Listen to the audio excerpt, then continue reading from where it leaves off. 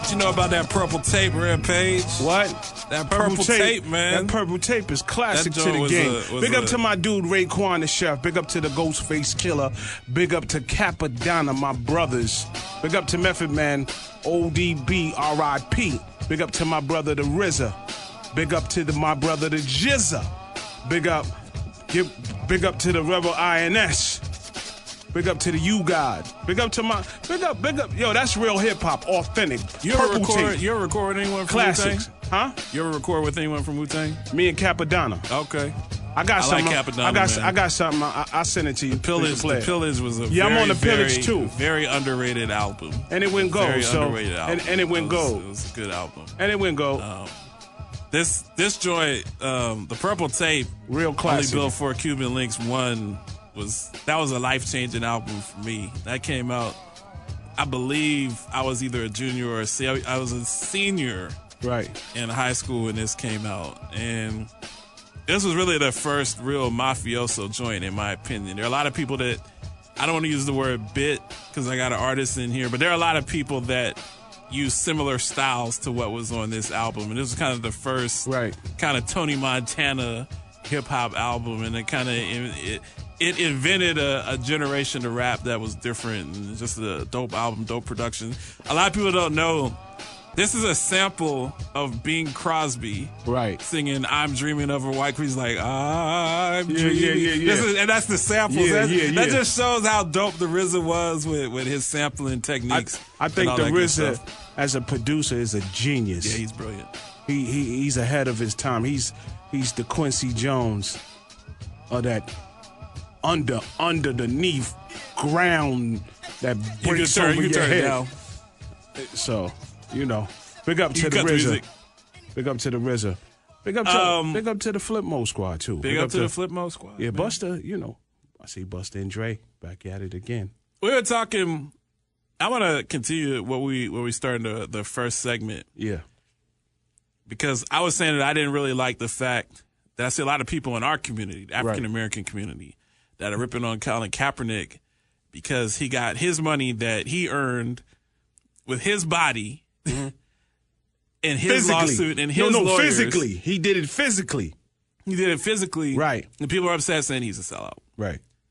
And speaking of the concept of sellout, big issues, two separate issues this week. Right. A lot of people know Gucci put out a blackface sweater. I can't censor that. Right. I can't say it in a different context. Allegedly. Gucci, there's not allegedly. Well, it's the sweater's out now. If it's allegedly to be blackface or not. Right. But Gucci produced a turtleneck sweater that is black and is supposed to cover your lips and then is red where the lips are. Right. This is a known thing. It's an uproar. People are upset.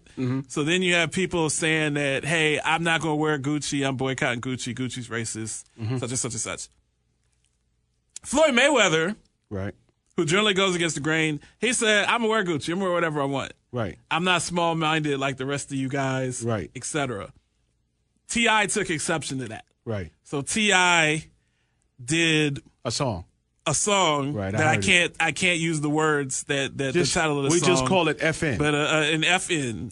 That's the title. He referred to Floyd Mayweather as a FN. FN. And he did a song about that. Right.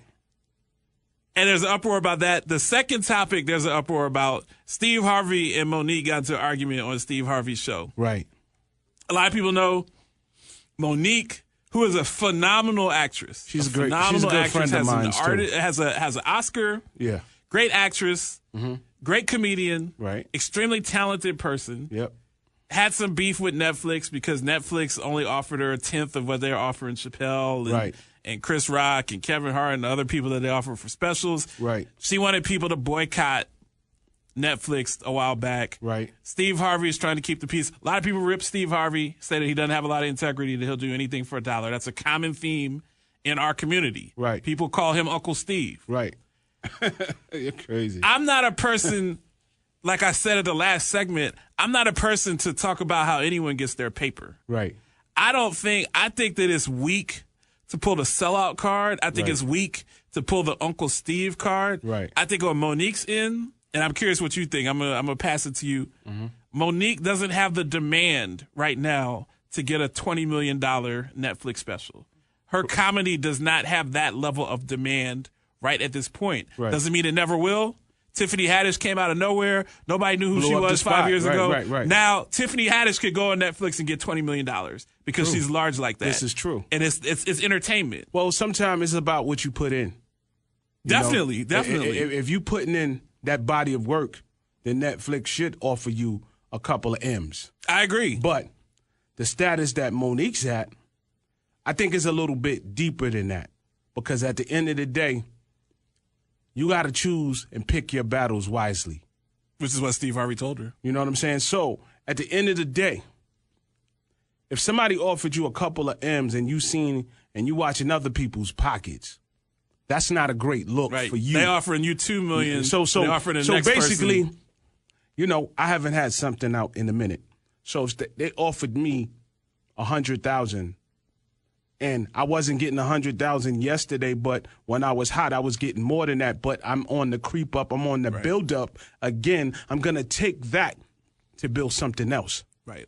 That's me.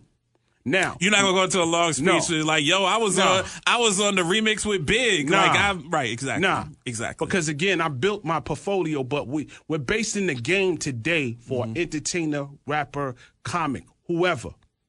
If you haven't been out in a while, you have to show your face. Out of sight is out of mind. No matter if you're going through with the producer of this, the producer of that.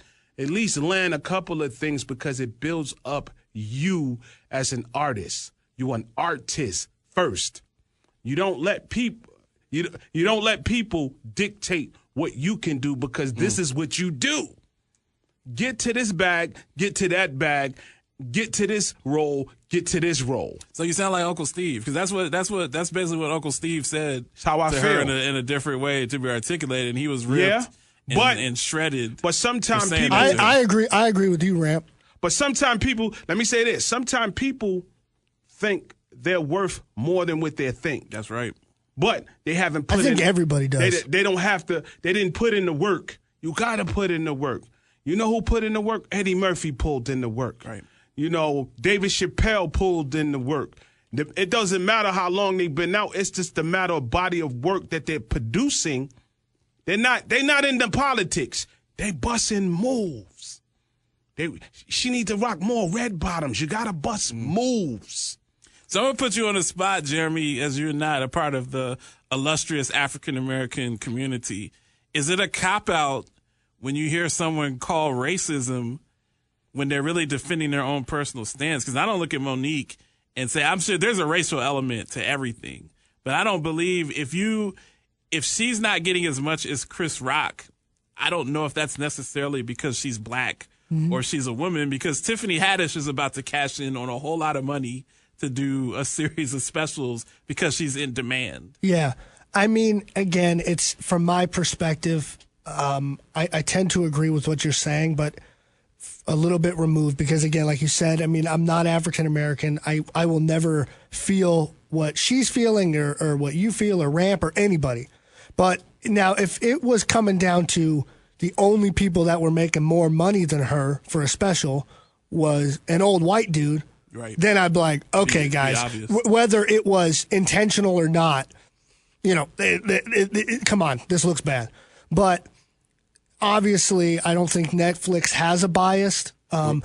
At this point, it just looks like, listen, you're not, like you said, you're just not as in demand. If you're not in the demand, I can't give you $20 million. Yeah. No offense, what you but want. She's not, and she, unfortunately for her, I don't think she will ever be as good as Dave Chappelle. Real talk. Well, a lot or of times, Chris Rock. She's also alienated. It's no disrespect to her. It's no disrespect. Again, absolutely no disrespect to Monique. No, she's better talented. than I'll ever be. My thing is, again, you might have to get with a couple of agents to get you hot. Right. You got to go back into the water. You gotta get warm again. When you get warm again, you touch a couple of those Emmys again or whatever you received in the past. You got to keep going. You can't get relaxed. She lost a lot of weight. She looks beautiful. She looks great. Oh, so it's about timing. Everything is timing, brother. No, definitely. And I appreciate the positivity, Ramp and Jeremy. I just think as a community, man, we can't tear each other down. Yeah, but the community. We gotta see, boost if you don't each other up. See, it don't matter if I put it into the community. There's still gonna be some haters. They hated Jesus. Come on, man. Man, that's the second Jesus reference. Come on, are you getting your spiritual life? I'm just. This is a multiple. It's just again, brother. Jesus reference. Again, at the end of the day, yo, bro, everybody's watching your pocket.